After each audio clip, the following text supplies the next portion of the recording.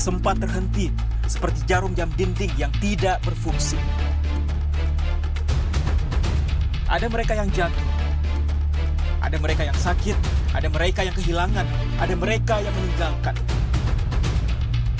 Tidak satu, tidak dua, mereka pergi bergerombol dalam gelombang bernama kematian.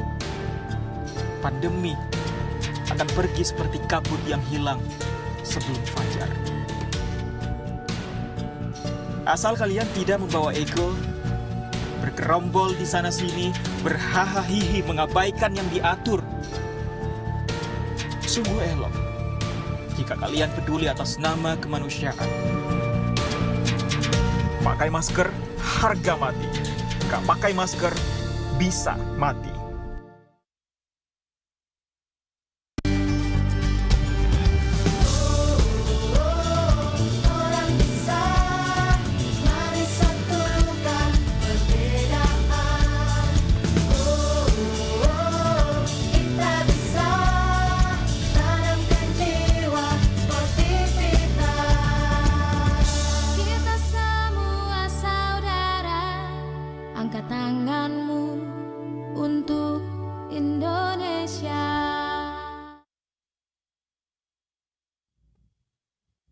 Salam sehat, salam tangguh. Apa kabar pemirsa? Kita berjumpa kembali dalam bincang-bincang bersama dengan kami dari Satuan Tugas Penanganan COVID-19.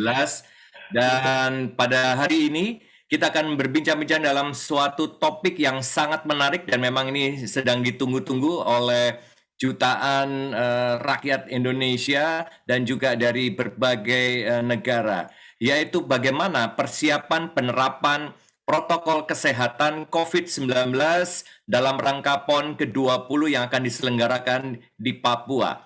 Dan dalam kesempatan kali ini cukup berbeda karena kita akan bercermin dari penyelenggaraan Olimpiade di Tokyo beberapa waktu yang lalu. Dan seperti kita ketahui dalam hitungan hari, negara Indonesia yang tercinta akan menggelar Pekan Olahraga Nasional ke-20 ya tahun 2021 ini di Papua atau tepatnya 2-15 Oktober. Nah, ini adalah perhelatan akbar nasional yang akan mengumpulkan bukan hanya para atlet, kontingen, pelatih, coach, dan petugas yang lainnya, tetapi banyak sekali orang yang akan terlibat dari berbagai daerah dan wilayah. Dan tentu saja perhelatan ini menjadi perhelatan yang berbeda dari sebelum-sebelumnya karena kita ketahui saat ini kita sedang di dalam pandemi COVID-19.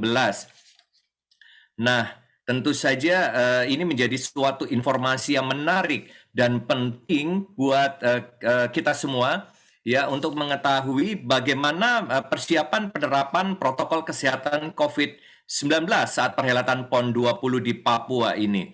Dan seperti yang tadi saya sampaikan sebelumnya, nantinya kita akan mencoba untuk mempelajari atau bercermin dari penyelenggaraan Olimpiade di Tokyo, Jepang, yang kita ketahui telah sukses menyelenggarakan kompetisi olahraga terbesar dan terkemuka di dunia di tengah-tengah pandemi COVID-19. Nah, penerapan protokol kesehatan ini tentu saja sangat penting ya dijalankan untuk mencegah ya penularan COVID-19. Dan tentu saja kita semua berharap semuanya datang dalam keadaan sehat, pulang juga dalam keadaan sehat. Dan mereka itu adalah para atlet, official, ya semua saja yang terlibat, para petugas, dan bahkan juga masyarakat umum yang berada di kota-kota di mana penyelenggaraan PON tersebut berlangsung. Antara lain di Kabupaten Jayapura, di Kota Jayapura, di Mimika, di Merauke.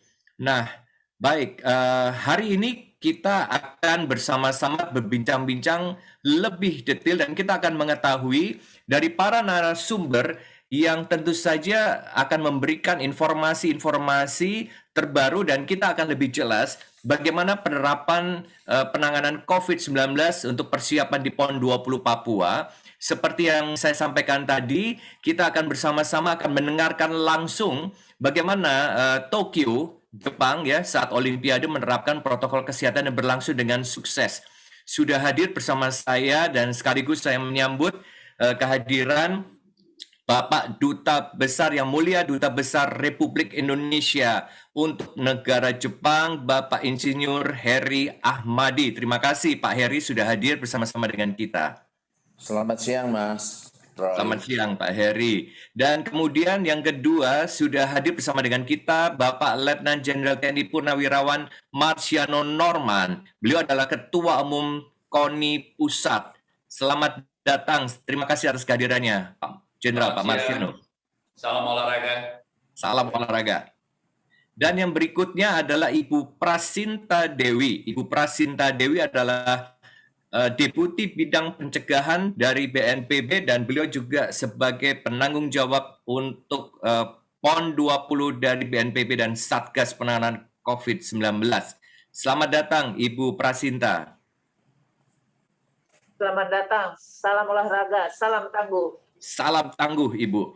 Dan berikutnya adalah Bapak William Ermanderi. Beliau adalah Kepala Satuan Kasatpol PP dan Penanggulangan Bencana Daerah ya dari Provinsi Papua dan beliau juga selaku Ketua Harian Satgas COVID-19 Provinsi Papua. Salam tangguh, Pak William. Baik. Dan selanjutnya adalah Pak Andre Rahadian, beliau adalah Ketua Bidang Koordinasi Relawan Satgas COVID-19. Selamat siang, salam tangguh Pak Andre. Selamat siang, salam tangguh. Baik Bapak Ibu, kita langsung saja bertanya. Yang pertama saya langsung saja nih untuk mengetahui dan mempelajari bagaimana Olimpiade di Tokyo, Jepang ini bisa berlangsung dengan sukses dan saya tentu saja harus bertanya kepada Pak Yang Mulia Pak Dubes Pak Heri Ahmadi. Bagaimana Pak Heri penerapan aturan dan juga ketentuan protokol kesehatan COVID-19 di Olimpiade Tokyo ini dan kemudian apa sih sebetulnya kunci sukses penerapan prokes COVID-19 saat penyelenggaraan ajang Olimpiade Jepang ini berlangsung? Silakan Pak Heri. Terima kasih Mas Roy. Selamat siang kepada para hadirin semuanya, pemirsa semuanya. Pertama yang ingin saya sampaikan adalah bahwa penyelaksanaan Olimpiade 2020 yang diundur menjadi 2021 itu adalah satu keputusan politik yang saya kira sangat penting di tengah berbagai macam keraguan yang ada. Dengan berbagai cara kemudian pemerintah Jepang memberikan setelah juga memperoleh dukungan dari negara-negara G7, G20, kemudian memastikan diri untuk melaksanakan pesta olahraga yang sangat penting setelah dipospon, ditunda, diundur selama 1 tahun. Dan ini merupakan keputusan politik dengan mempertimbangkan kondisi dalam negeri dan luar negeri, sekalipun juga di dalam kondisi pandemi tersebut.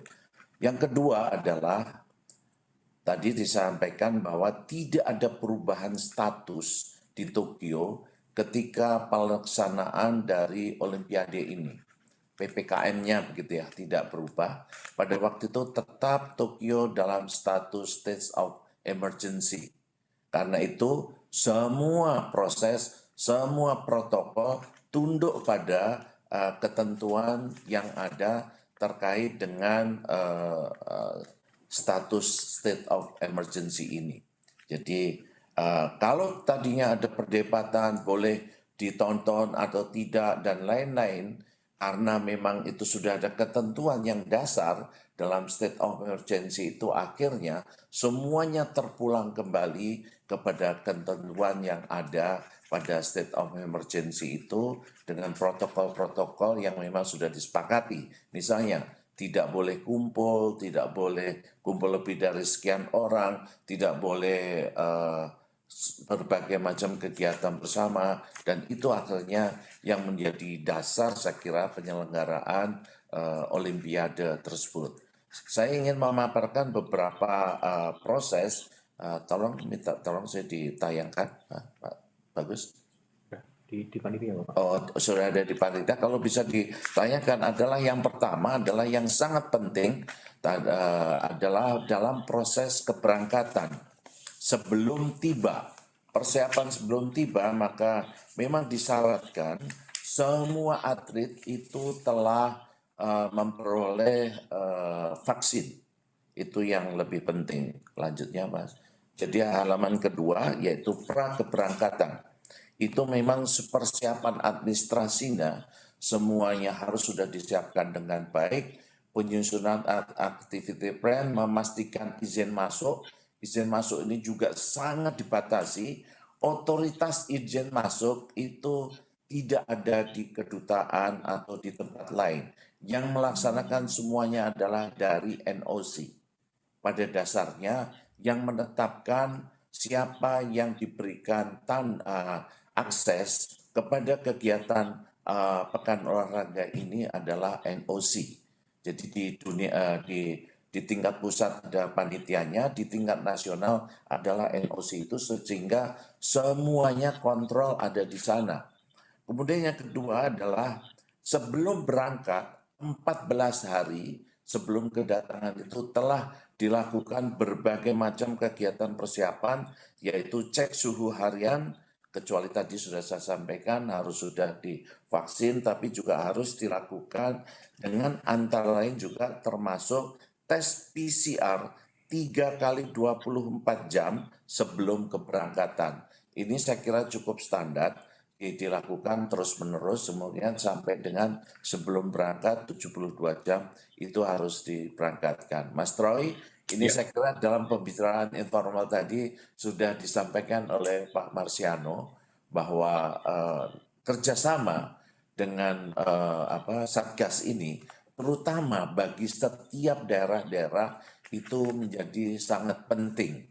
Karena itu nanti tingkat PPKM-nya berapa dan lain-lain itu menjadi sangat penting. Ini nanti akan saya jelaskan, itu nanti punya pengaruh di dalamnya sendiri. Berikutnya adalah setelah kedatangan di Jepang. Kedatangan di Jepang sendiri adalah prosesnya, kemudian pada intinya adalah menjadikan intinya di bubble. Ada pembatasan ruang gerak itu. Yang ingin saya sampaikan tadi, ini tidak begitu terang, namun demikian di Wisma Atlet sendiri, itu kemudian ada pengelompokan di ruang makan. Tentu di ruang inapnya itu masing-masing wilayah memperoleh bagian, negara memperoleh bagian, tetapi kemudian di tempat makan itu ditentukan wilayah-wilayah. Jadi agak sedih juga pada waktu itu. Kebetulan saya ikut makan di Wisma Atlet di ruang makannya itu, karena Indonesia masuk golongan merah, artinya tingkat tinggi, tingkat emergensinya tinggi, maka kita tidak boleh campur dengan atlet-atlet lain di tempat makan dan lain-lainnya itu untuk 4 hari yang pertama. Jadi itu dilakukan pemisahan seperti itu. Kemudian prosesnya yang kita ingin jelaskan tadi adalah semuanya dalam bentuk bubble. Mulai datang di bandara itu tidak ada persinggungan sama sekali, bahkan kami dari tim penjemput pun tidak ada harus mengambil jarak. Jaraknya tidak kurang dari 2 meter, dan kemudian para atlet langsung dijemput, tidak ada bagian dari pihak kami dari KBRI itu kemudian naik dengan kendaraan yang sudah tersedia, kemudian masuk ke Wisma Atlet, masuk ke wilayahnya masing-masing, dan kemudian kepada tempat penginapan masing-masing, tower-tower yang sudah ditentukan, dan kemudian di sana juga tidak bisa banyak bersinggungan dengan atlet-atlet yang lain dalam waktu pada kedatangan yang awal ini. nanti di kemudian hari setelah melewati batas waktu yang diputuskan itu memang bisa agak lebih bersinggungan lebih jauh.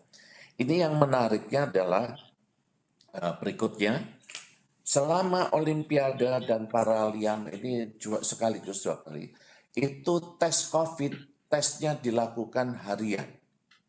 Jadi setiap hari kadang-kadang atletnya merasa stres karena setiap hari harus dites, kemudian dilaksanakan tanpa penonton dengan protokol kesehatan yang sangat ketat tadi. Jadi wilayah edarnya praktis sebenarnya para atlet itu tidak bisa keluar dari atlet village. Kalau toh keluar dari atlet village itu hanya ke tempat pertandingan atau ke tempat latihan, hanya itu. Dengan menggunakan kendaraan yang sudah ditetapkan oleh panitia. Ini saya kira peraturan yang memang sangat ketat dan yang membuat para atlet kita, Pak Marsiano, saya mohon benar, saya sudah menyampaikan ini kepada baik KOI maupun NPC, Paralimpik komite kita, bahwa sesungguhnya dalam lingkungan hidup yang bubble ini, para atlet itu sangat stres, sehingga pada dasarnya akan membutuhkan sekali pendampingan dari para psikiater atau psikolog untuk bisa mengatasi situasi psikologisnya. Itu yang berikutnya, kemudian protokol kesehatannya. Kalau tadi ada prosesnya, harus tes dan lain-lain sebagainya, silakan ditayangkan. Di sana ada protokol tesnya itu sangat keras juga. Dari KBRI sendiri, inilah yang sebenarnya agak susah bagi kami. Dari KBRI itu hanya kebagian 1 pas untuk masuk ke kompleks Olimpiade atlet village-nya itu sendiri. Sehingga kami susah sekali berkomunikasi. Dan itu kebetulan diberikan kepada saya, kepada Dubes. Ya, ini yang kedepannya saya kira aturan ini mungkin harus Pak dari KONI mungkin harus mempertimbangkan dengan sangat, karena kekurangan akses dari pihak kedutaan atau nanti perwakilan daerah untuk masuk itu juga menjadi satu hambatan yang luar biasa besar. Sehingga waktu itu saya memang terpaksa harus bolak-balik terus, karena satu-satunya yang punya akses ke village hanya saya, sehingga saya harus bolak-balik terus ke sana secara berkala. Itu yang ingin saya sampaikan, ada beberapa proses, himbauan, protokol, dan lain-lain sebagainya yang nanti mungkin bisa dikembangkan. Namun demikian, yang lebih penting lagi adalah ketika pertandingan tersebut. Pertama di lingkungan di atlet village-nya itu sendiri. Kehidupan di atlet village memang tidak mudah. Dan karena itu, karena ditetapkan tanpa penonton, maka relasi antara atlet, misalkan sesama atlet juga ada pembatasan, tetapi terutama di antara atlet dengan wartawan, karena itu tanpa penonton, maka diupayakan liputan yang sangat, media yang sangat masif, karena itu banyak sekali kantor-kantor media. Namun demikian, mereka juga mengatur jarak di dalam wawancara, bertemu, tatap muka, itu disiapkan sedemikian rupa yang sangat berbeda. Saya sudah menghadiri banyak sekali pekan olahraga, tetapi memang di dalam arena Olimpiade Tokyo ini memang diatur sedemikian rupa, wartawan itu memang tidak pernah juga jaraknya itu tetap diatur dan dibatasi benar, bahkan pakai semacam penyekat ya, sehingga tidak bisa jarak 1,5 meter atau 2 meter itu tetap selalu terjaga di sana. Ini saya kira secara umum yang ingin kita sampaikan, pulangnya juga yang sama, Dan memang ada digunakan juga tracing ya, setiap atlet, setiap anggota kontingen itu memperoleh semacam aplikasi yang kemudian bisa dilacak kemana saja dia pergi dan lain-lain sebagainya. Dan yang dilakukan juga adalah tingkat disiplin. Selain himbauan, panitia atau pemerintah di Tokyo juga menerapkan disiplin sangat ketat, sehingga ketika ada beberapa atlet yang terpaksa dipulangkan karena dianggap melanggar protokol kesehatan tersebut. Saya kira demikian kok yang ingin saya sampaikan. Terima kasih. Ya. Terima kasih Pak Dubes untuk penjelasan, dan ini menjadi sangat penting sebagai acuan untuk kita semua. Kita ketahui bagaimana Jepang menerapkan penerapan protokol kesehatan yang sangat ketat, tertib, dan juga terorganisasi dengan baik, serta sampai kepada detail-detailnya bila mana ada kasus dan sebagainya, dan penerapan bagaimana berjumpa dengan pihak lain, dengan media dan sebagainya. Nah, berbicara soal media, teman-teman media yang sudah bergabung pada siang hari ini, kami mengucapkan terima kasih. Bila mana ada pertanyaan, mohon untuk menuliskan di chat dan ditujukan pertanyaannya kepada narasumber siapa agar jelas. Mohon pertanyaannya singkat saja, ringkas. Nah, tadi Pak Dubes sudah menyinggung tentang bagaimana persiapan yang disarankan untuk Indonesia. Dalam hal ini tadi disampaikan kepada Pak Ketua Umum KONI, yaitu Pak Legend Pak Marciano Norman. Nah, Pak Marciano, bagaimana Indonesia sendiri mempersiapkan untuk konteks protokol kesehatannya ya Pak ya? Dalam hal ini kita lebih fokus untuk PON 20 di Papua nanti, dan langkah-langkah konkret apa saja yang diambil. Mohon penjelasannya, silakan Bapak. Terima kasih Mas Troy, para narasumber yang saya hormati, peserta virtual meeting yang saya cintai, saya banggakan. Yang pertama, dari apa yang disampaikan oleh Bapak Dubes tadi, itu betul-betul menjadikan rujukan bagi kita semua untuk bagaimana kita bisa menyelenggarakan PON ini dengan baik. Keberhasilan Olimpiade Tokyo itu sangat berarti bagi penyelenggaraan PON ke-20 2021 di Papua. Mengapa? Karena memang PON ini berbeda dengan PON-PON lainnya. PON ini diselenggarakan pada masa pandemi COVID-19. PON ini diselenggarakan juga di Papua, yang juga hampir mayoritas dari kontingen dari 33 provinsi itu belum pernah berangkat ke Papua, belum pernah datang ke Papua.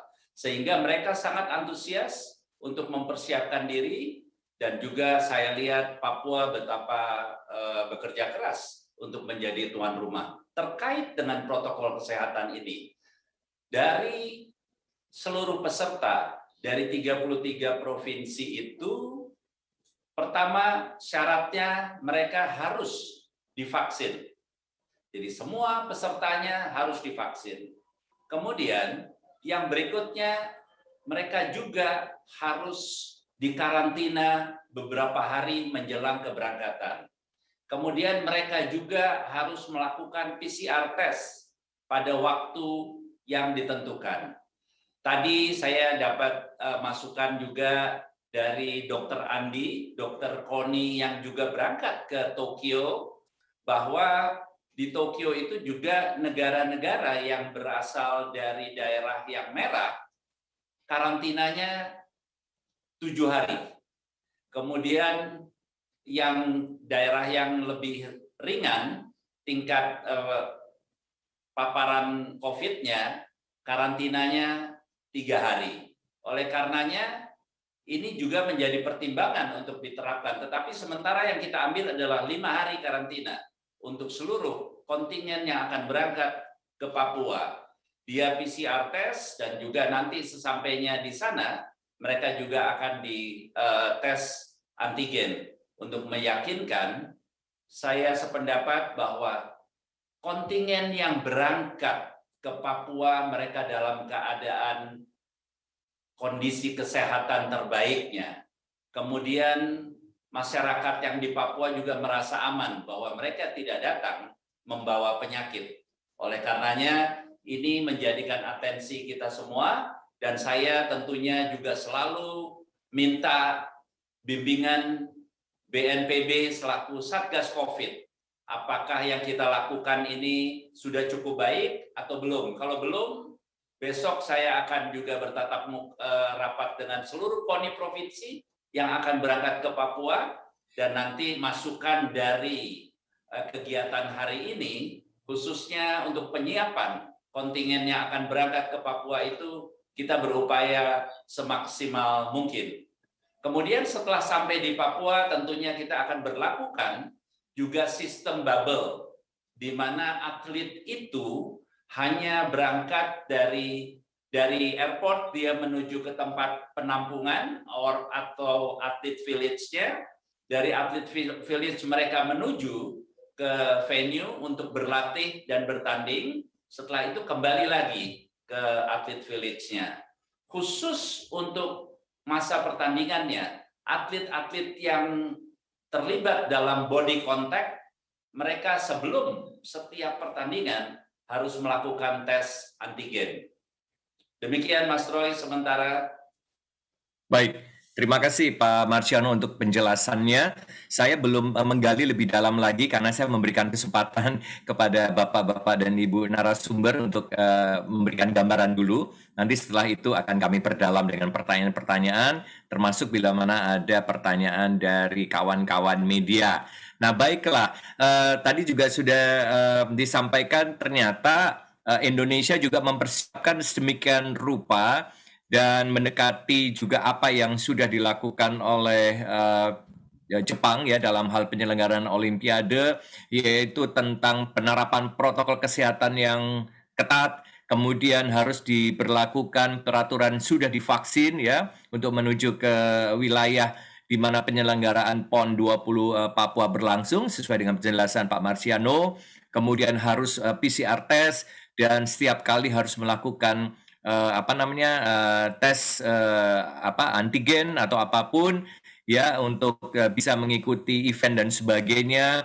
Kemudian ada karantina yang diberlakukan dan banyak hal-hal yang lain tentu saja sudah detail dipersiapkan. Nah, untuk konteks BNPB sendiri saya akan bertanya kepada Ibu Prasinta Dewi yang sudah bersama dengan kita. Ibu, bagaimana sejauh mana persiapan dalam konteks protokol kesehatan COVID-19 ini, Ibu, ya, dalam menghadapi PON 20 Papua, dan bagaimana persiapan dari BNPB dan Satgas sendiri untuk bisa mengingatkan kepada setiap peserta yang akan hadir ya, untuk atlet, coach, dan sebagainya, bahkan teman-teman media, dan bahkan di masyarakat di Papua sendiri, di tempat-tempat di mana penyelenggaraan PON berlangsung. Silahkan Ibu. Baik, terima kasih Pak Troy, yang saya hormati Pak Dubes dan Bapak-Bapak dan Ibu yang sudah hadir dalam Zoom meeting ini. Mungkin di sini saya akan menegaskan ya bahwa kami akan masuk di mendukung kegiatan PON 20 di Papua ini lebih kepada prokes, protokol kesehatan. Izin share screen ya Pak Troy.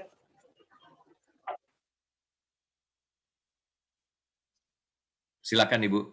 Ya, jadi secara gambaran umum bahwa PON yang di Papua ini adalah bertempat di Stadion Lukas NMB ya, di mana di sini ada beberapa venue dan cabang olahraga yang akan dilaksanakan. Next. Nah, ini adalah beberapa kota yang nantinya kami akan gerakan protokol kesehatan selama pelaksanaan PON 20 tersebut. Next. apa sih yang akan kita lakukan di sana? Ada beberapa kegiatan atau pembagian tugas yang intinya di sini adalah bagaimana BNPB sebagai kapasitasnya Satgas Penanganan COVID-19 ini melakukan atau mendukung penyelenggaraan dari PON-19. Arahan Kepala BNPB selaku Kasatgas ini adalah kita harus mendukung kelancaran penyelenggaraan PON 20 di Papua dan meningkatkan kesiapan dari setiap individu yang terlibat, baik menghadapi bencana selama penyelenggaraan PON 20, serta meningkatkan kesiapan dalam pencegahan dan mitigasi penyebaran COVID-19 melalui perubahan perilaku dan dukungan penanganan kesehatan dari COVID-19. Kemudian yang kita lakukan adalah asistensi pada event organisasi atau bersama panitia dalam hal pelaksanaan protokol kesehatan.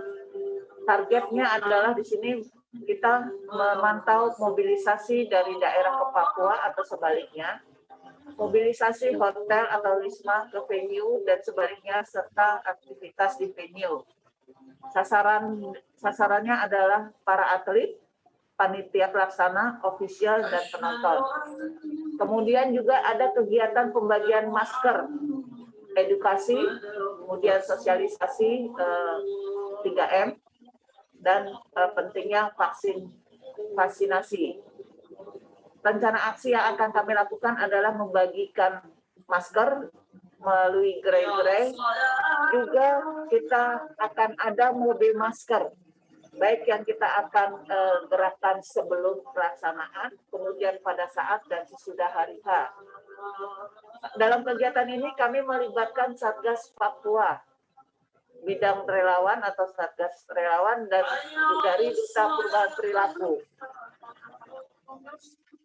Kegiatan yang berikutnya adalah membagikan masker, hand sanitizer, kaos, rompi kepada petugas yang terlibat. Kemudian yang keempat adalah kita berkoordinasi dengan Kemenkes akan memberikan dukungan PCR. Dan PCR ini sudah sampai Bapak-Bapak di lokasi. Bagaimana nanti PCR ini adalah mendukung para atlet untuk kedatangan dan kepulangan dengan bekerja sama Dinkes di Papua. Dan yang kelima, kami selaku Satgas dari Kedeputian 2 akan mengkoordinir semua kegiatan-kegiatan yang terlibat dengan prokes di bawah Satgas. Struktur organisasi yang kami buat untuk mendukung pelaksanaan penyelenggaraan prokes, di sini ada saya sebagai Satgas Prokes, kemudian ada beberapa bidang. Yang lebih operasional di sini adalah Satgasnya, di mana kepala Satgas akan dibantu oleh wakil Kasatgas, itu dari teman-teman dari daerah dalam pelaksanaannya. Jadi kami di sini adalah membagi tugas untuk setiap kabupaten kota. Nah, kegiatan yang kami adakan di masing-masing lokasi atau kabupaten kota yang dalam hal penyelenggaraan PON, yang pertama adalah kami mengaktifasi posko.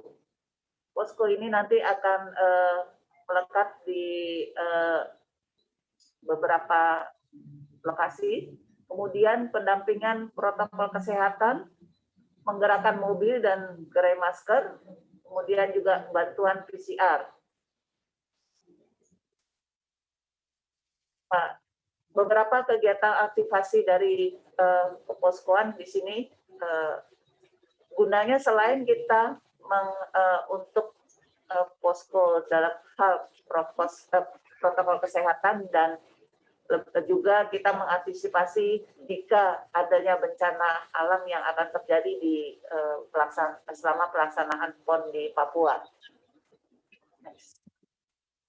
Pendampingan protokol kesehatan yang kita lakukan adalah asistensi untuk pelaksanaan protokol kesehatan di venue, kemudian juga menyusun guideline untuk pelaksanaan protokol kesehatan, latihan serta simulasi pelaksanaan prokes dan pembubaran kerumunan, serta monitoring pada pembagian masker.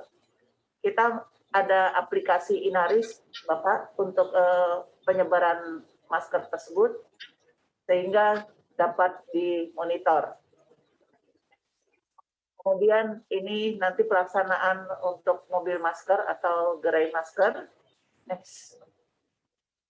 Dan ini adalah bekerja sama dengan Dinas Kesehatan untuk tes PCR-nya. Ya, demikian Bapak Ibu yang bisa saya sampaikan. Kegiatan ini kami bekerja sama dengan tim relawan dan tim perubahan perilaku, di mana mereka akan bergerak dulu, Pak. Tim kami nanti akan tanggal 18, izin Pak Ketua KONI, kami sudah ke daerah tanggal 18 untuk berkoordinasi dengan pejabat daerah dan Ketua KONI di daerah. Demikian Pak Troy yang bisa saya sampaikan. Terima kasih. Baik Ibu, terima kasih Ibu Prasinta untuk kejelasannya. Dan kita ketahui sekarang bahwa memang dalam konteks penerapan protokol kesehatan COVID-19 dari BNPB, dari Satgas Nasional juga sudah melakukan koordinasi, persiapan sedemikian rupa, bahkan ada panduan ya tentang pencegahan COVID-19 di daerah dan juga bagaimana masyarakat setempat ya maupun juga mereka yang akan terlibat agar betul-betul menerapkan disiplin protokol kesehatan. Dan juga ini melibatkan banyak sekali tenaga relawan, baik yang dari luar Papua maupun di Papua sendiri. Dan sebelum kita akan bertanya lebih jauh bagaimana kesiapan di Papuanya sendiri dengan Pak William, karena beliau juga sudah hadir bersama dengan kita. Tadi sudah disampaikan oleh Bu Prasinta bahwa ada keterlibatan dari relawan yang cukup besar dan ini menjadi sangat penting ya karena memang perlu sekali tenaga-tenaga di lapangan yang membagi masker ya, tadi ada pembagian masker dan sebagainya, kemudian perangkat lainnya terkait protokol kesehatan, tetapi juga yang paling penting adalah memberikan edukasi. Untuk itu saya langsung saja beralih ke Pak Andre Rahadian selaku Ketua Bidang Kerelawanan di Satgas Penanganan COVID-19, Pak Andre. Bagaimana teman-teman relawan ini dilibatkan dan kemudian sejauh mana persiapan dan juga apa saja sih sebetulnya yang mau dilakukan di Papua? Silakan, Pak Andre. Baik, terima kasih. Selamat siang, Mas Troy, Pak Dubes, Pak Ketum KONI, Pak Kasatpol PP, Bu Prasinta. Mas Troy, seperti yang sudah dijelaskan oleh Bu Prasinta tadi, Satgas, utamanya bidang koordinasi relawan, yang merupakan bagian juga dari BNPB, khususnya untuk penanganan COVID-19 ini, kita yang pertama kali pasti sosialisasi protokol kesehatan, Pak. Jadi karena tadi disampaikan kita bergerak di sekitar venue, di luar dari kegiatan olahraganya, tapi karena tadi disampaikan bahwa antusiasme dari masyarakat Papua, dari atlet yang hadir, terlepas apakah nanti akan dilakukan sistem bubble atau ada penonton atau tidak, saya rasa ini merupakan kesempatan baik bagi Satgas dan juga BNPB untuk melakukan sosialisasi dan kegiatan penanganan COVID-19. Jadi pembagian masker ini hanya ada salah satu dari tools yang akan dilakukan, memanfaatkan event PON ini agar kita semua secara nasional dan juga khususnya di Papua yang sedang mengadakan event PON yang ke-20 ini, pertama, sadar atas protokol kesehatan, kedua, mempunyai peralatan yang seharusnya ada, yaitu masker yang merupakan hal sangat penting. Yang akan kita bagikan adalah masker kain satu orang akan dibagikan maksimum sampai 4 dengan asumsi bahwa ini akan dipakai seterusnya, bisa diganti, selalu ada spare, sehingga kemungkinan atau kondisi di mana seseorang tidak memiliki masker yang sesuai dengan standar itu jauh semakin kecil. Dan yang kedua, kita juga membantu panitia, terutama untuk kegiatan protokol kesehatannya. Jadi kalau misalnya dari tim Pak Marsiano ataupun dari Pak Kasatpol PP, misalnya membutuhkan advice soal gimana protokol kesehatan baik di luar venue, di tiap kegiatan yang ada kontak fisik seperti Pak Dubes sampaikan akan dilakukan tes, antigen. Ini kita siapkan semua protokol-protokolnya. Termasuk kalau misalnya atlet ada di bubble, tapi misalnya ada panitia ataupun pendukung yang ada di luar, itu juga kita bantu persiapan untuk protokol kesehatan yang sesuai dengan protokol COVID. Yang ketiga, Mas Roy, kita juga melatih atau mengajak relawan-relawan yang ada di 4 venue di Kota Jayapura, Kabupaten Jayapura, Mimika, dan juga Merauke ini untuk bisa melaporkan kegiatannya, karena memang sebagai Ketua Bidang Koordinasi Relawan kita menggunakan Inaris untuk melaporkan kegiatan-kegiatan utamanya terkait dengan pembagian masker ini, sehingga teman-teman relawan yang ada di Papua bisa menyampaikan apa saja kegiatannya, atau kalaupun ada pelanggaran protokol, mereka juga bisa melaporkan secara daring, sehingga kita dari Satgas bisa mengetahui ini secara real time, sesuai data, sehingga tindakan atau kebijakan yang diambil akan lebih tepat dalam pelaksanaannya. Jadi memang seperti yang disampaikan tadi, kita akan bergerak sebelum event dibuka, sebelum PON 20 ini dimulai, karena kita tahu bahwa penyiapan masyarakat di sekitar euforia atas kegiatan PON ini harus kita antisipasi agar tidak menjadi klaster-klaster penularan. Jadi gerai-gerai masker akan segera dibuka, bukan hanya gerai, tapi juga ada kegiatan mobil masker yang bergerak, peningkatan kapasitas pada relawan terkait juga kemampuan mereka untuk memberikan laporan secara online itu juga akan dilakukan segera, serta kita akan melakukan monitoring juga. Jadi karena Satgas ini kan berusaha agar penurunan secara nasional dari penyebaran COVID ini turun, dan event PON ini merupakan salah satu agenda nasional yang menjadi perhatian agar seperti tadi disampaikan juga pada saat sebelum berangkat, datang, event terlaksana, dan kepulangan itu semua aman. Jadi itu yang kita coba usahakan, Mas Roy, dari relawan. Saat ini prediksi kita akan butuh sekitar 500 relawan di 4 kota itu untuk membantu Pak Kasatpol PP, membantu KONI maupun PB PON di lingkaran luar untuk mengkondisikan masyarakat. Kira-kira begitu, Mas Roy. Baik, makasih Pak Andre. Jadi 500 relawan yang ada di daerah sekitar venue yang akan dilibatkan, begitu ya Mas Andre ya? Ya, 98%, 95% kita akan rekrut dari relawan yang ada di Papua. Baik, jadi sudah jelas ya bahwa bukan hanya dari masalah tools tentang penanganan COVID ini, masker dan sebagainya, tetapi yang terpenting juga adalah sosialisasi. Dalam hal ini adalah memberikan edukasi tentang penerapan protokol kesehatan ini harus terus-menerus dilakukan, karena seperti kita ketahui bahwa juga kita ingin semua ya di wilayah Indonesia ini terbebas ya angka rendah untuk penularan COVID-19, termasuk di Papua. Nah, bicara soal Papua sendiri, saya langsung saja berpindah ke Pak William Ermanderi selaku Kasatpol PP ya dan penanggulangan bencana daerah di Provinsi Papua. Beliau juga adalah selaku Ketua Harian Satgas penanganan COVID-19 Provinsi Papua. Pak William, tentu saja ini adalah hari yang ditunggu-tunggu sudah semakin dekat ya.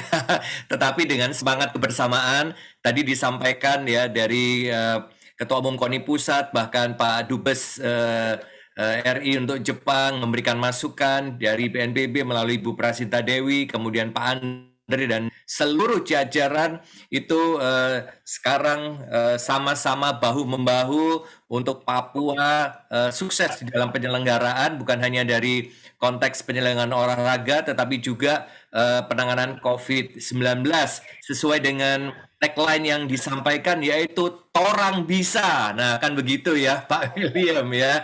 Nah, bagaimana Pak William persiapan di Papua sendiri dan penegaan? Nah, ini kan banyak sekali pertanyaan nih Pak William, bukan hanya masalah persiapan, tetapi kemudian penegaan untuk protokol kesehatan sendiri yang berlangsung, PON 20 berlangsung di Papua, yang kita ketahui ada 4 venue ya, terutama yang akan dilakukan. Dan ini bukan hanya pada saat penyelenggaraan di 2 Oktober, bahkan sebelum penyelenggaraan pembukaan sendiri kan sudah banyak kegiatan-kegiatan yang akan dilakukan. Silakan Pak William. Ya, baik. Terima kasih Pak Troy. Yang saya hormati Pak Dubes, Pak Ketua KONI, Ibu Prasinta, Pak Ketua Relawan, Pak Andre. Izin saya buka masker ini. Sebenarnya Ketua Harian tidak boleh buka masker ini. Ya, baik Bapak dan Ibu sekalian yang saya hormati, memang semua perhatian pemerintah pusat ke daerah dalam rangka event Akbar PON dan Peparnas ini begitu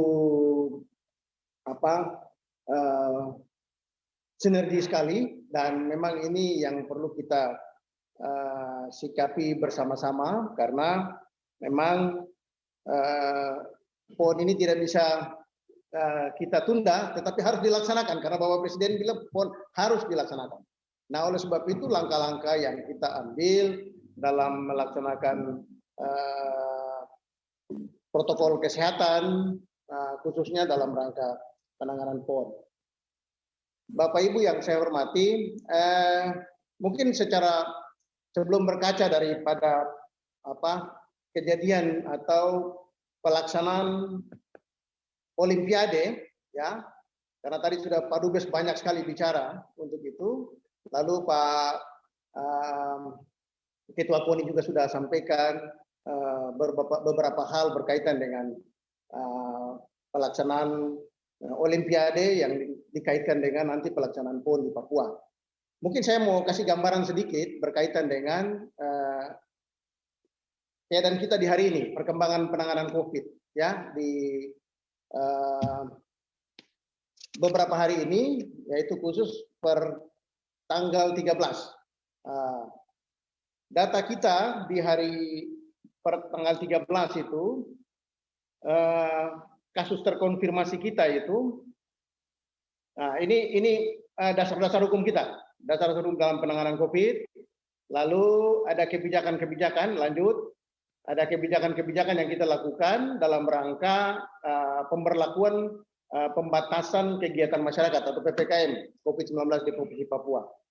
Dan kebijakan ini berlaku dari tanggal 31 Agustus sampai dengan 20 September 2021.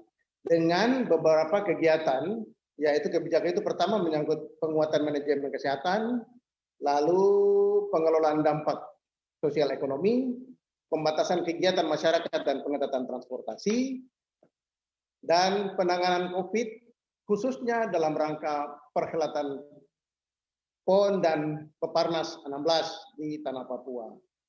Ada beberapa kebijakan-kebijakan yang memang sudah kita lihat ini, dari kesehatan sampai dengan PPKM, lalu yang paling kita sekarang fokus adalah bagaimana penanganan COVID di perhelatan Akbar PON dan PON ke-20 dan Peparnas 16 ini. Mungkin kita lihat dulu, angka terkonfirmasi kita di saat ini.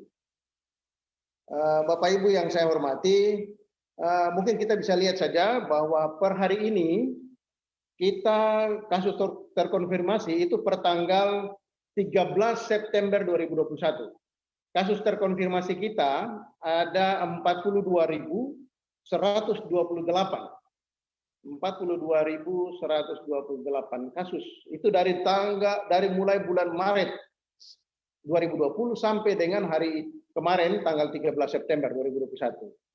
Puji Tuhan, alhamdulillah sampai dengan minggu ini kita yang dirawat sudah tinggal 1,8%. Ini kerja keras teman-teman, baik yang ada di penanganan kesehatan, tetapi juga vaksinasi gencar dilaksanakan, protokol kesehatan masyarakat, disiplin ini jalan dengan baik. Sehingga angka kita sekarang dari yang dirawat sekarang tinggal 772 atau 1,8%. Itu yang ada di isoman, ada di isoter, dan ada di rumah sakit. Dan yang sembuh hari ini adalah kita 95,3% atau 40.166 orang. Yang meninggal 2,8% atau 1.190 orang. Ini angka yang memang cukup besar kalau kita melihat, tapi dari angka terkonfirmasi yang begitu banyak ini kita boleh berkolaborasi, bekerja sama untuk menekan angka ini. 2-3 bulan lalu angka kita naik hampir 20% yang dirawat, dan ini juga menjadi beban karena kita harus melaksanakan event akbar ini. Oleh sebab itu Bapak Presiden menyampaikan untuk di beberapa waktu lalu untuk khusus untuk PON itu bisa dilaksanakan, namun untuk penonton dan tidak ada penonton itu nanti akan disampaikan. Oleh sebab itu kita masih terus menggenjot khusus penanganan COVID, tetapi juga upaya-upaya percepatan vaksinasi yang dilakukan oleh baik pemerintah daerah, TNI, Polri yang terus berupaya untuk melaksanakan vaksinasi ini dengan gebyar vaksinasi, serbuan vaksinasi yang dilakukan oleh kolaborasi antara pemerintah dan TNI, Polri. Ini kita berharap 70% di 4 klaster ini bisa memberikan gambaran untuk bagaimana penonton dan tidak ada penonton. Lalu kita juga berharap bahwa seperti apa yang tadi disampaikan oleh Pak Ketua KONI, bahwa memang khusus untuk nanti mulai dari kedatangan para atlet, ofisial, sampai dengan pelaksanaan dan baliknya itu ada sistem bubble itu, dan memang itu yang nanti kita juga terapkan untuk pelaksanaan event akbar ini PON dan Peparnas. Nah, oleh sebab itu kita lebih genjot di pelaksanaan vaksinasi. Mungkin kita bisa lihat perkembangan vaksinasi di 4 klaster di Provinsi Papua. Kita lihat bahwa di Kota Jayapura sendiri sudah 55% itu dosis pertama. Lalu Kabupaten Jayapura ada 50,8%, Mimika 54,3%, Merauke 60%, ini sangat baik sekali Merauke. Lalu Kabupaten Penyangga Perom 37,4%. Kami berharap dari dosis pertama ini bisa meningkat sehingga nanti di dosis kedua juga bisa dilakukan vaksinasi secara cepat, simultan, sehingga angka 70% untuk pelaksanaan PON ini betul-betul itu menjadi catatan kita. Bapak Ibu yang saya hormati, lalu berkaitan dengan tahapan dalam rangka penanganan pelaksanaan PON ini sendiri, ada beberapa tahapan-tahapan atau pendekatan penerapan yang kita lakukan untuk mensosialisasi protokol kesehatan. Itu melalui 3 tahap. Pertama, melalui pendampingan terhadap masyarakat, baik melalui media sosial, RT RW, tokoh masyarakat, dan relawan. Justru itu posko-posko di RT RW itu memang sangat penting untuk selalu digiatkan, dilakukan, sehingga bagaimana kita melakukan upaya-upaya pendampingan ini bisa terlaksana dengan baik. Lalu yang kedua adalah bagaimana pendekatan persuasif, humanis, sosialis, sosialisasi edukasi secara langsung kepada masyarakat, sehingga khusus untuk kita bisa menurunkan angka ini, lalu percepatan vaksin ini juga bisa kita lakukan dengan baik. Lalu yang ketiga adalah bagaimana penindakan secara sporadis yang kita akan lakukan apabila situasi penyebaran COVID terjadi kenaikan yang signifikan, bagaimana langkah-langkah yang kita lakukan. Lalu berkaitan dengan khusus untuk pelaksanaan PON sendiri, saat ini boleh dikata bahwa masyarakat memahami akan pentingnya protokol kesehatan dalam pelaksanaan PON.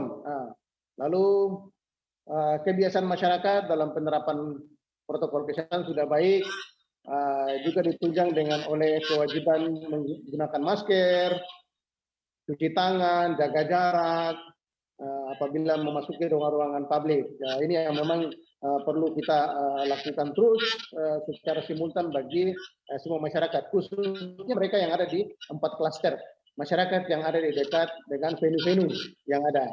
Lalu dalam pelaksanaan PON dan Peparnas nantinya pemerintah Provinsi Papua juga menyusun rencana kontingensi.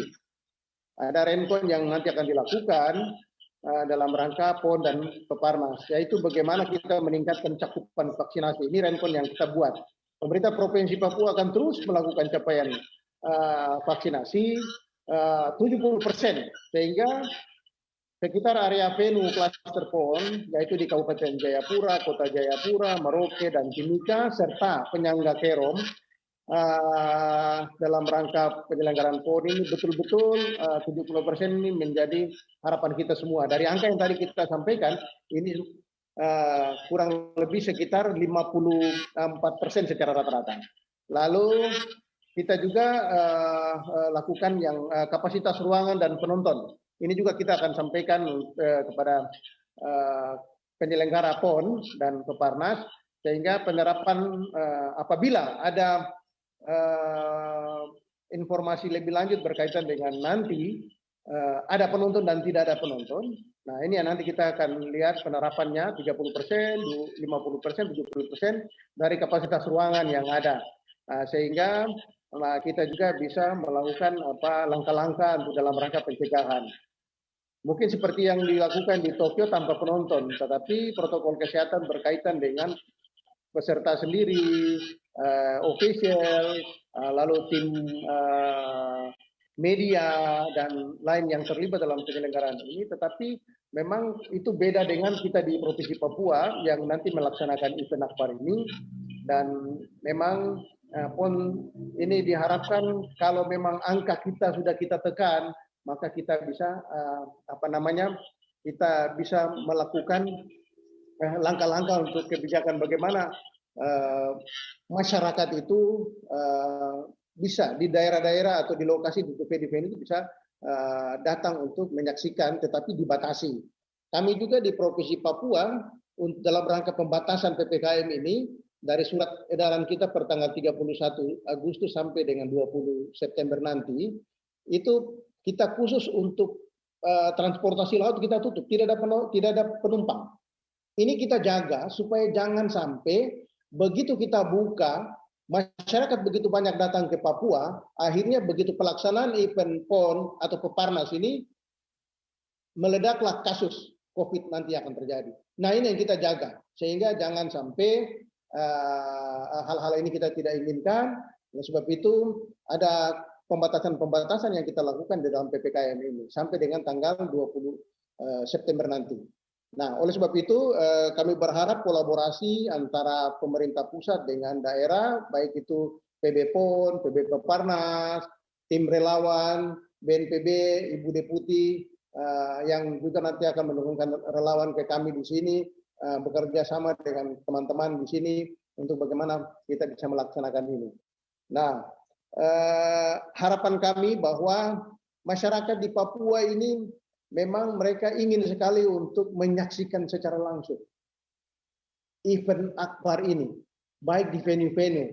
Tetapi catatan tadi yang disampaikan oleh Pak Legend Marsiano bahwa KONI sudah menyusun ini semua dan kita kolaborasi dengan PB dan tim Satgas untuk bagaimana mereka yang hadir adalah pertama harus sudah vaksin, baik dosis pertama, dosis kedua lebih bagus lagi.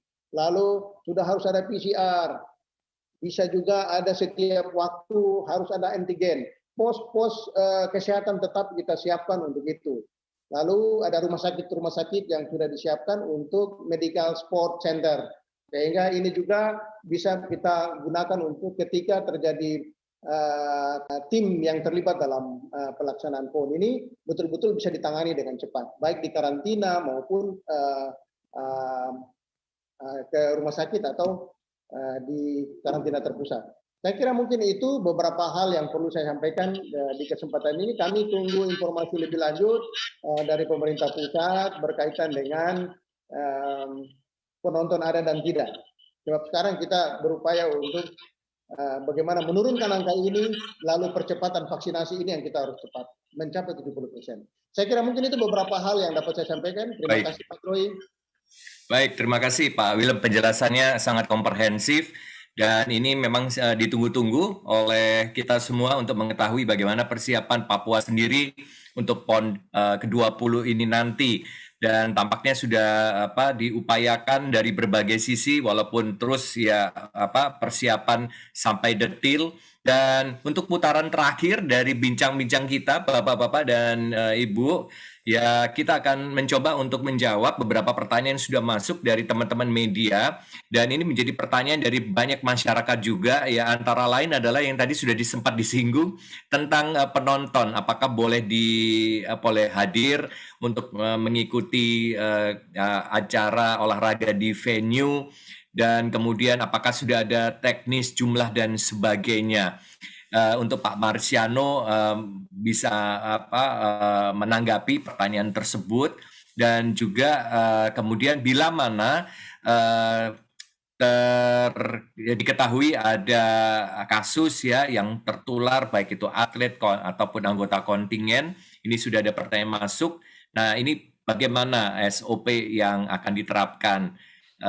Dan Pak Marsiano juga banyak pertanyaan mengenai pemberlakuan ketat, misalnya kepada diketahui ada yang melanggar prokes ya, tentu saja atlet ya dalam hal ini nih, sebagai bagian dari apa yang dari KONI sendiri. Nah, ini sejauh mana nanti tindakan yang diambil? Silakan Pak Marsiano. Terima kasih Mas Troy. Pertama, kita tadi mendengar dari Kepala Satgas COVID di Papua, Pak Willem, bahwa masyarakat Papua itu mendambakan dalam PON ini, mereka tidak hanya ketempatan, tetapi mereka juga mendapat kesempatan untuk bisa menyaksikan. Oleh karena itu, saya tadi malam sudah rapat dengan Menpora, dan juga saya minta dukungan penuh dari Satgas COVID. Rujukan pertama adalah pada saat PON nanti, PPKM levelnya itu level berapa? Sekarang ini level 3. Sehingga dari PPKM level 3 itu kelonggaran apa yang bisa diberikan, sehingga sarannya KONI Pusat dan PB PON ditambah masukan dari Satgas COVID kepada Bapak Presiden itu betul-betul saran yang betul-betul bisa dipertanggungjawabkan. Oleh karenanya, pertama kita akan melihat perkembangan dari daerah itu sendiri. Saya harapkan progres yang disampaikan oleh Pak Willem tadi bahwa tingkat vaksinasi pada saat nanti sudah sampai 70% minimal dosis pertama. Kemudian Mas Troy, saya juga ingin menambahkan bahwa masyarakat di Papua itu sendiri yang nanti akan nonton juga terseleksi dengan baik. Disinilah peran dari relawan untuk menyiapkan mereka. Sehingga nanti tentunya saat ini yang dikenal adalah aplikasi Peduli Lindungi. Mereka yang akan masuk ke venue tentunya bisa scan barcode-nya dan juga bisa ketahuan statusnya mereka sendiri. Kemudian saya berharap juga kepatuhan pada penerapan protokol kesehatan ini. Misalnya transportasi. Transportasi yang digunakan oleh atlet dari tempat Wisma Atlet menuju venue dan kembali adalah transportasi yang disiapkan. Tidak boleh menggunakan transportasi lain. Karena transportasi yang sudah disiapkan itu juga sudah dilakukan langkah-langkah pengamanan untuk seperti disinfektan dan langkah-langkah lain yang menjamin alat transportasi ini bersih. Kemudian yang berikutnya, apabila dalam pelaksanaannya ada pelanggaran terhadap protokol kesehatan ini, tentunya kita tidak akan memberikan toleransi.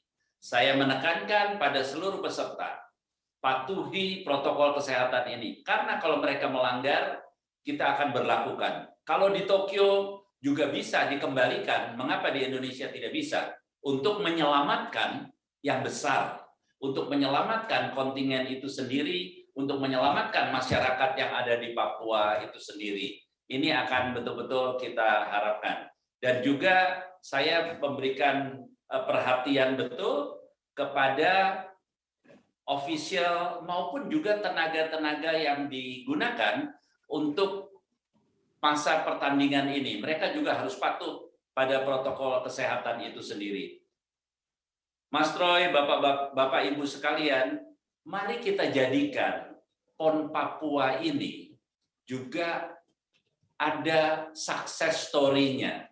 Keberhasilan bangsa Indonesia untuk bangkit dari masa pandemi COVID-19.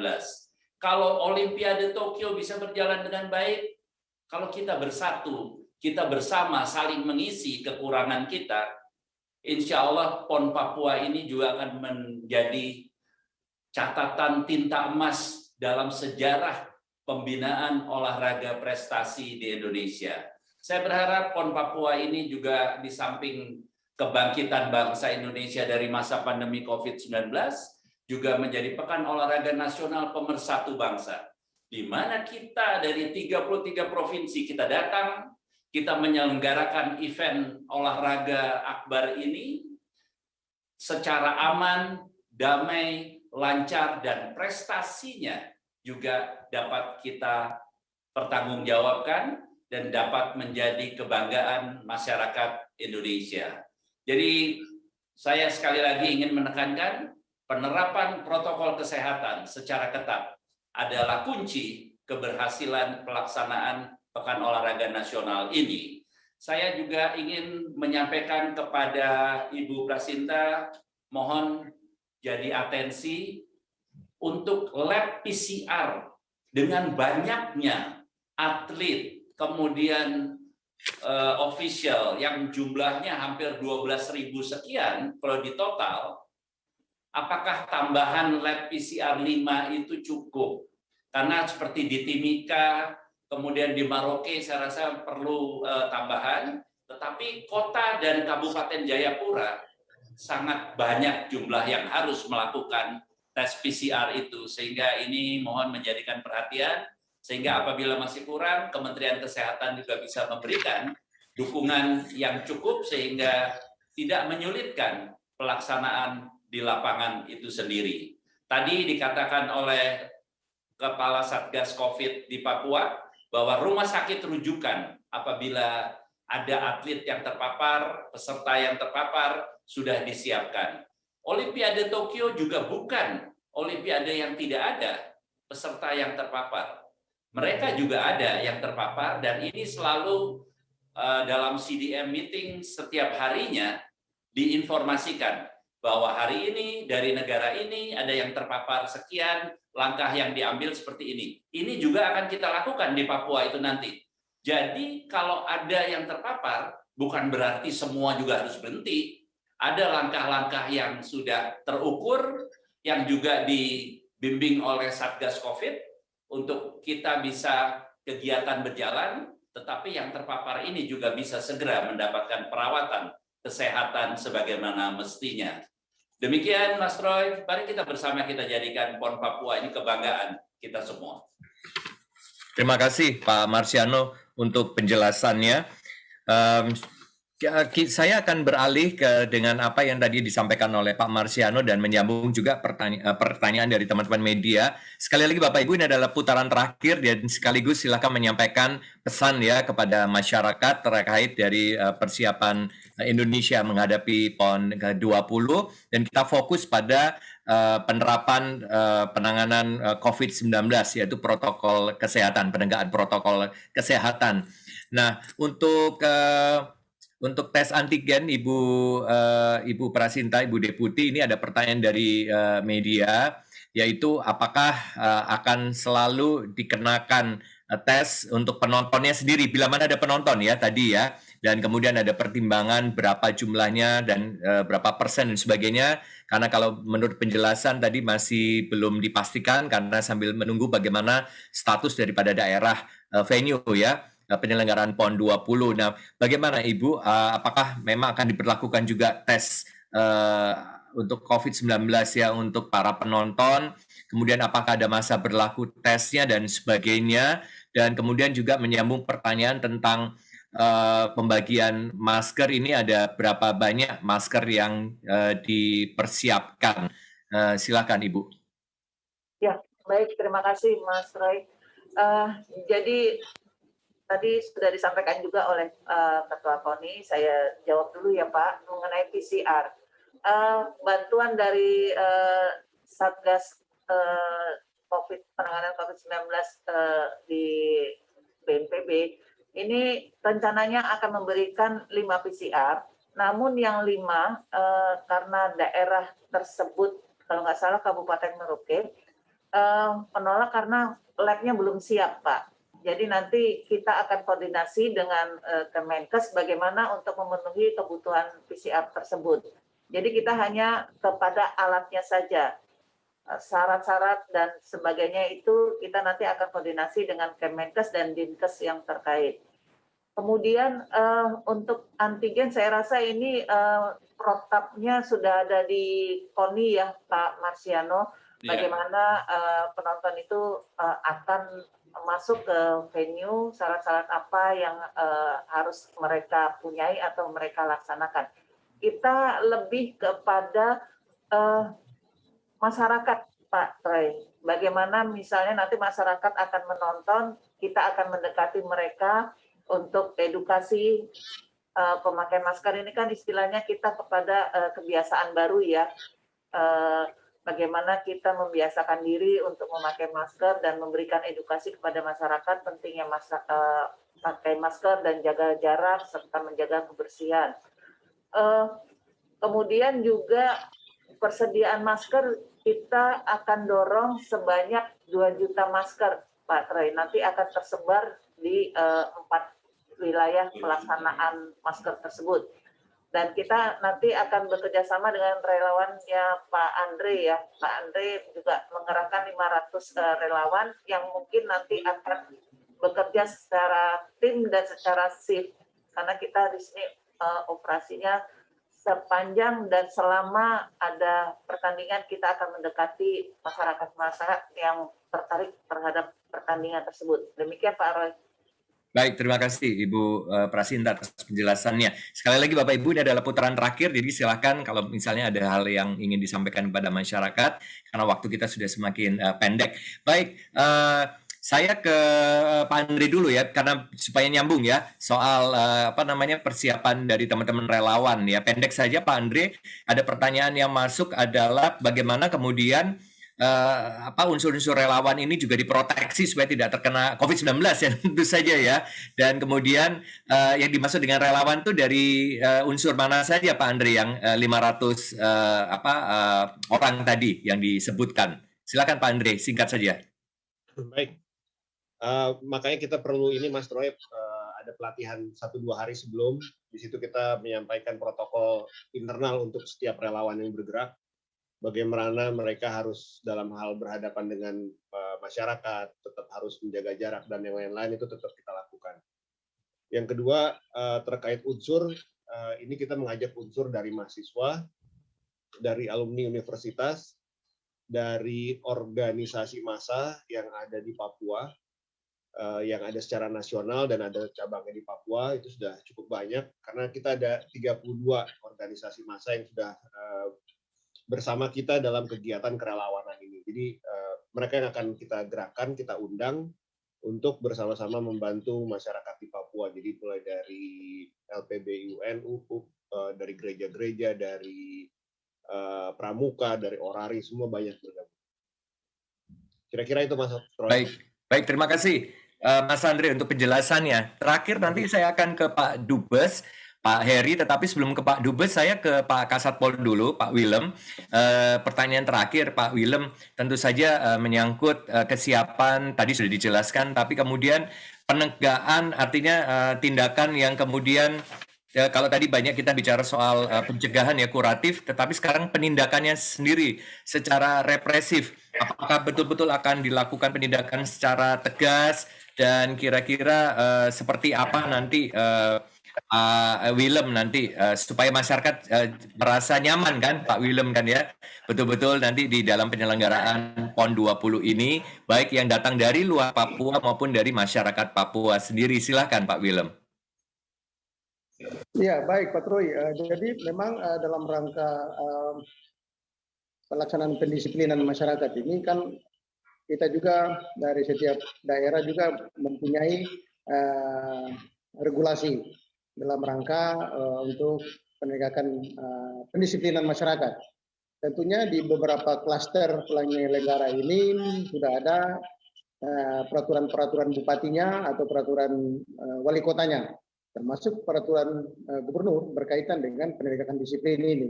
Ada langkah-langkah yang diambil di sana dalam rangka tindakan-tindakan hukum yang akan dilakukan. Sehingga itu menjadi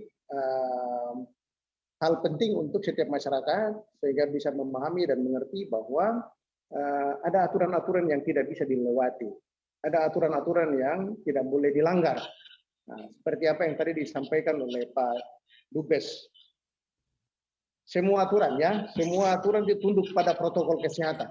Protokolnya, prokesnya itu harus betul-betul harus ada dilakukan. Sehingga apa yang kita harapkan dari bagaimana mulai awal penyelenggaraan lalu sampai dengan akhir itu tidak menimbulkan masalah, tidak menimbulkan beban, tidak bisa menimbulkan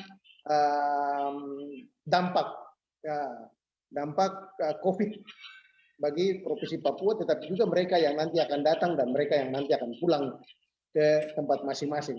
Nah, oleh sebab itu peningkatan disiplin itu sangat penting dengan kita melakukan dengan ada penegakan hukum yang nanti akan dilakukan di setiap venue-venue atau di setiap klaster-klaster penyelenggara sesuai dengan regulasi yang ada di setiap daerah. Saya kira begitu. Baik, terima kasih Pak Willem. Sangat jelas apa yang telah disampaikan. Jadi masyarakat juga supaya tidak merasa khawatir ya dan was-was, tetapi seperti yang disampaikan oleh Pak Marsiano dan juga Bapak Ibu yang lainnya, agar penyelenggaraan PON ini menjadi suatu acara yang menimbulkan kegembiraan, kan begitu harusnya, sukacita, dan semua orang merasa nyaman.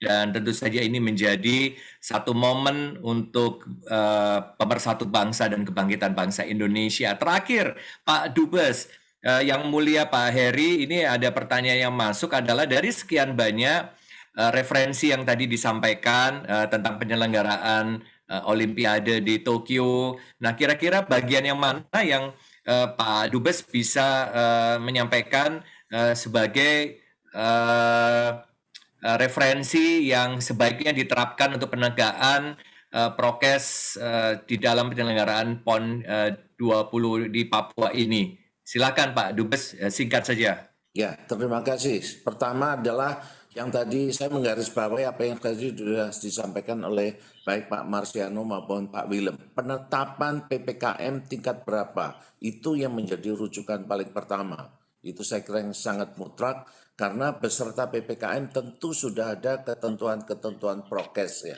Dan itu yang saya kira harus ditegakkan. Kemudian yang kedua adalah tentang pendisiplinan tadi. Yang saya lihat efektif adalah sanksi.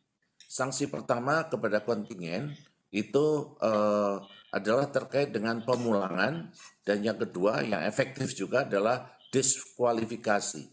Jadi kalau melanggar, medali cabut, seperti itu harus dilakukan, karena kalau tidak begitu kecenderungan untuk para atlet yang mengalami kejenuhan itu juga nanti akan punya cenderung yang sangat kuat untuk melakukan hal tersebut. Saya ingin menambahkan satu hal yang tadi sudah dikeluhkan oleh Pak, yang sudah disampaikan juga Pak Marsiano, tentang tes. Dan saya kira peralatannya memang harus cukup memadai, harus baik, dan karena itu berbagai tipe tes itu juga harus disediakan, baik yang simpel maupun yang lain-lain. Di Tokyo, tes harian itu saliva, bukan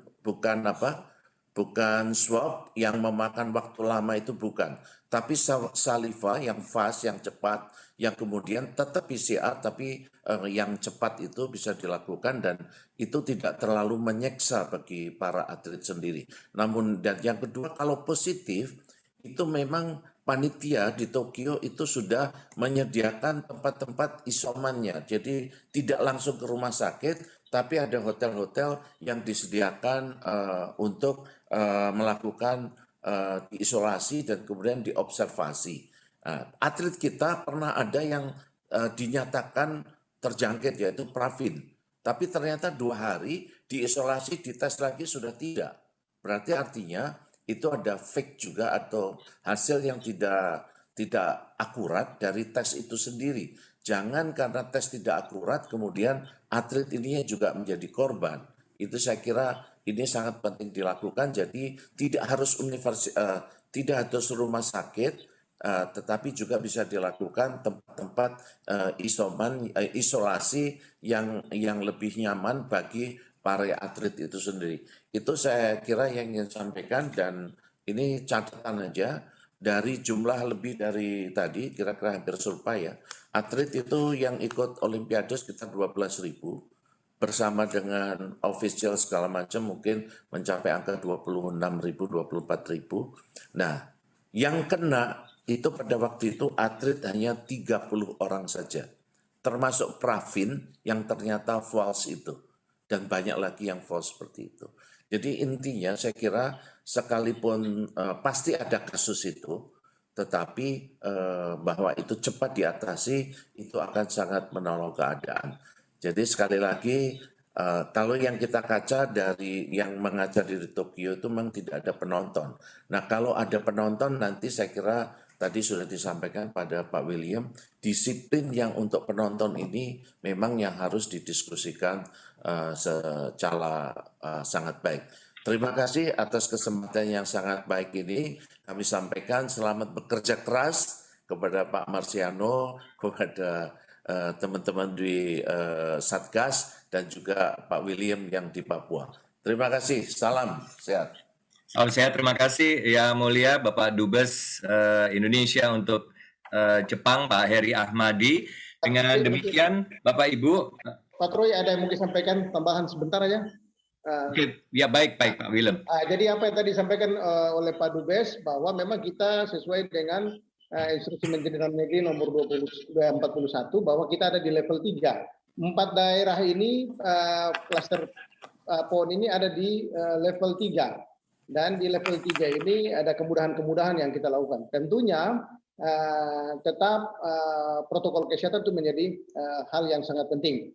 Nah, oleh sebab itu kita juga ada langkah-langkah kebijakan seperti yang tadi saya sudah sampaikan di awal, kebijakan daerah untuk menjaga ini jangan sampai terjadi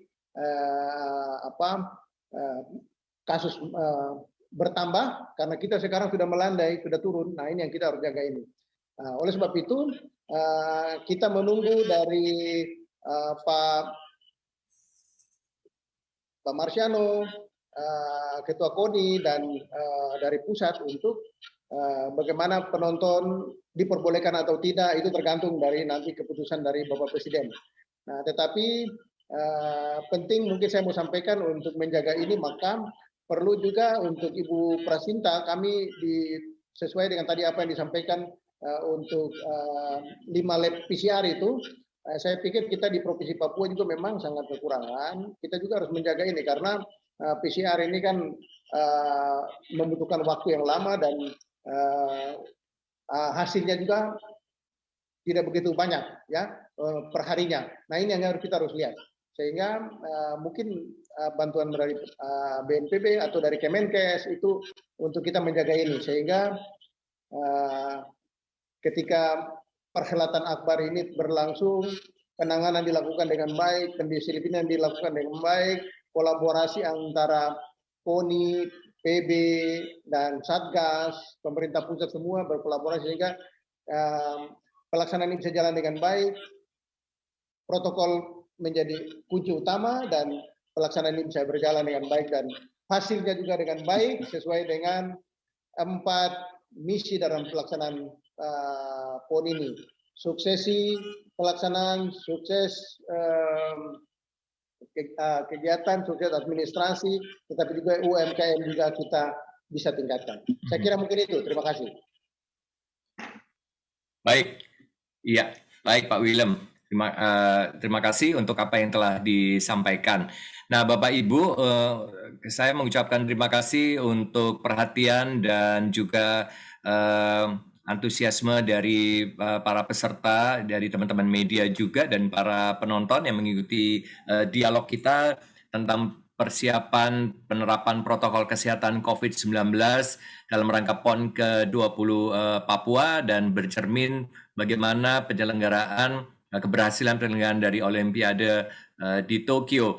Bapak Ibu, putaran selanjutnya dari bincang-bincang persiapan PON 20 sedang kami lakukan dan nanti akan kami informasikan kemudian yang lebih detail lagi yang akan dihadiri oleh pihak Kemenkes, kemudian Kemenko PMK, lalu kemudian juga dari Kemenpora dan juga dari instansi yang lainnya ya, nanti akan kami sampaikan informasinya.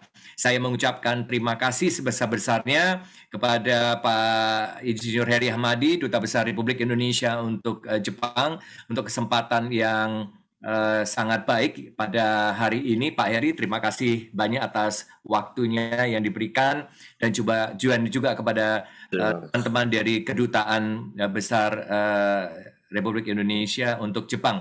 Terima kasih, Bapak. Dan juga sekaligus saya mengucapkan selamat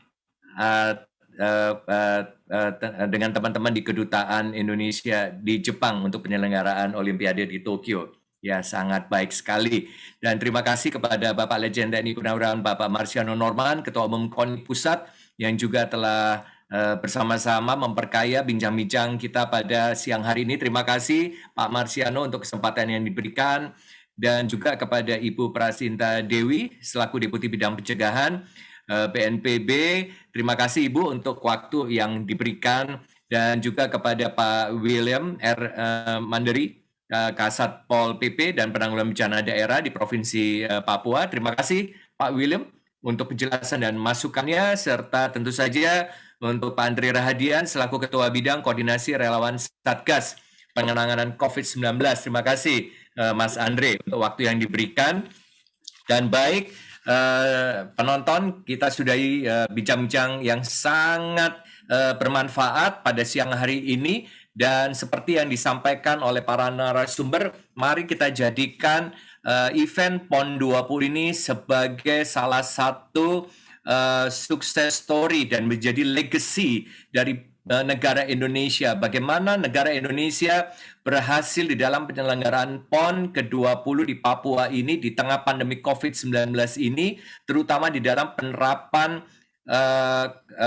pencegahan dan penanganan COVID-19. Dan kita sepakat bahwa ini adalah momen untuk kebangkitan bangsa Indonesia seperti yang disampaikan oleh Pak Presiden. Indonesia tangguh, Indonesia tumbuh. Dan ini adalah sebagai upaya pemersatu bangsa karena ada 33 kawan-kawan dari berbagai provinsi, 33 provinsi maksud saya, datang dari berbagai daerah, dan juga teman-teman media akan meliput bukan hanya dari media lokal, media nasional, bahkan juga dari media-media dari negara-negara lainnya. Dan kita ketahui bahwa keterlibatan ini perlu bukan hanya dari pemerintah pusat maupun pemerintah daerah, tetapi juga untuk masyarakat Papua sendiri yang ketepatan eventnya. Ya berarti ada keterlibatan dari masyarakat sampai di level kelurahan, desa, posko, kemudian tokoh-tokoh masyarakat, baik tokoh-tokoh agama, tokoh-tokoh budaya, tokoh-tokoh pendidikan, serta para komunitas yang ada, dan juga semua sektor unsur lapisan masyarakat sangat diperlukan, dan tentu saja kuncinya adalah di teman-teman media untuk bisa menyampaikan informasi dan juga sosialisasi edukasi tentang pencegahan penanganan COVID-19. Terima kasih, dan sekali lagi saya mengucapkan selamat kepada semua pihak yang akan mempersiapkan penyelenggaraan PON 20 Papua ini, dan seperti yang didengung-dengungkan, kita bisa atau torang bisa. Selamat siang Bapak-bapak dan Ibu-ibu, terima kasih seluruh penonton, dan salam sehat, salam tangguh. Saya Troy Pantau, pamit undur diri dulu. Selamat siang Bapak, terima kasih Bapak-bapak, Ibu-ibu. Terima kasih.